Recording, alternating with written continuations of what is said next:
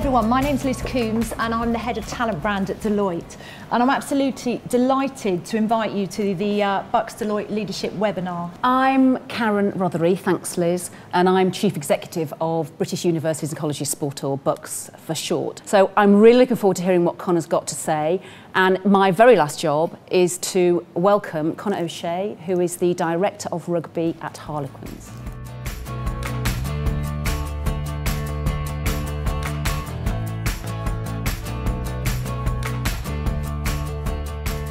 I just thought maybe initially I'd just give you a bit of an insight into myself. I've just run straight up from the training pitch, so I've put on a pair of jeans. So I'm not suited and booted, but it's not going to be about rugby, I hope. What I want to do is maybe give you a little bit of an insight into how we go about things here at Quins. And there might be some bits that you'll go, not interested in that. There might be some bits that you'll say, oh, didn't know they did that, when they're involved in just chasing a bit of pigskin around a football pitch. I started off when I finished school. I did a Bachelor in Commerce in Banking and Finance. I did a postgrad in law. I did a Master's in Accounting. I went into investment banking. That was the way that I wanted to be. Never fully got to the chartered accountancy or the solicitor, but as much broad qualification as I could. Went into Ulster Investment Bank for a couple of years. But every time I was sitting down opening a newspaper, someone would ring me and say, what do you think of interest rates? And I'd go, well, I'm on the sports page, can you ring back in half an hour? I love sport, it's my passion.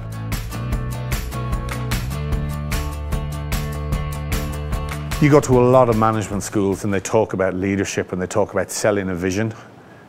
Well, if you don't have a vision, you have nothing. So when you talk about leadership from the top is not about knowing everything, because, go back to the institute, I'm not a physio, I'm not a psychologist, I'm not a nutritionist, I'm not a strength and conditioning coach, I'm not qualified at any of those, I'm not an accountant, I'm not a lawyer. In fact, I'm rubbish, I do nothing. But leadership is about understanding how all those parts of the jigsaw come together and you allow them to flourish. If you have a vision of mediocrity, if you have an aim to be mediocre in your life, in your job, in anything you do, you will be mediocre. If you accept certain standards, you will be mediocre. So we're aiming, and it'll be a long time before we can get there, to be the best team in Europe. We've made huge strides in terms of achievement and winning things in the last 3 years, having won 3 trophies in 3 seasons, but we haven't been what we want to be, and that's the best in Europe. To players that want to be the best they can be, and the acceptance of second best is just not acceptable within a sporting environment. You have to want, with every bone in your body, to be the best. And that doesn't mean that you're divisive, because only 15 people in rugby can go out on a pitch at any one time. You want people to knock the living daylights out of each other for Monday to Friday, but then they're absolutely supportive of that common goal of where we want to be. Because coming in here, bringing in appraisals, as an example, talking about personal development plans which you have in place for every player, not as a threat. I think appraisals in some walks of life are looked on as a threat, you know, or they're looked on as this is all about pay. You know, if I do a good appraisal and if I do this, I'll get more money. Well, actually, no. Appraisals should be about development. How do I become better at what I do? Because if I become better at what I do, I become better value to the organisation, and we achieve what we want to do, and then everything looks after itself.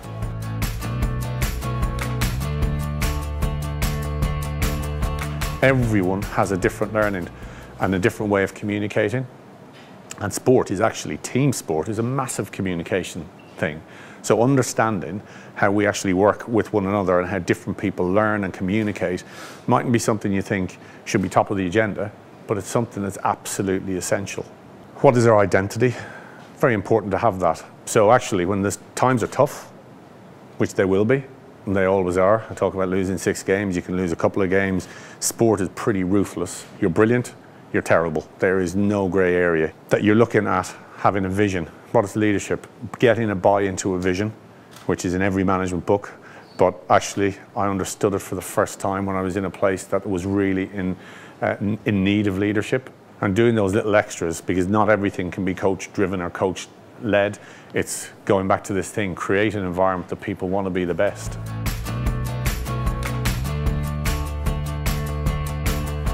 don't talk to us about what people can't do. Talk to us about what people can do and deliver that.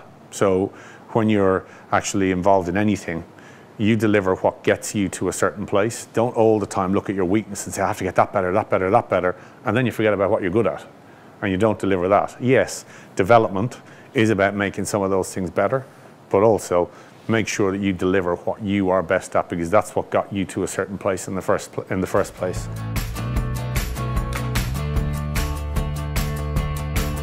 My chief exec asked me to write a paper on winning, and I said, oh, it's a bit of luck. And then I thought about it, and I said, well, what is winning? It is luck. It's a huge amount in sport. If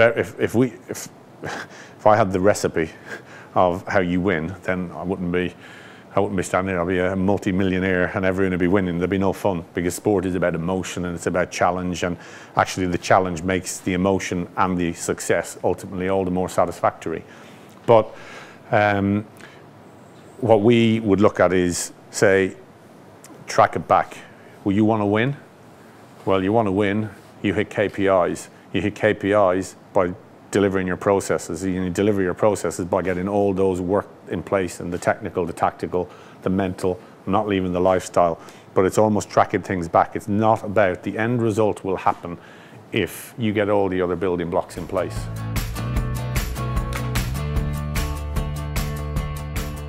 How important are strategy and vision in leading a sports team in comparison to a business? I think they're one and the same. I think I can't believe that anyone comes in to any organisation and doesn't understand what the organisation wants. And I mean, is it the same probably the world over in every sport? They want to be the best, yes.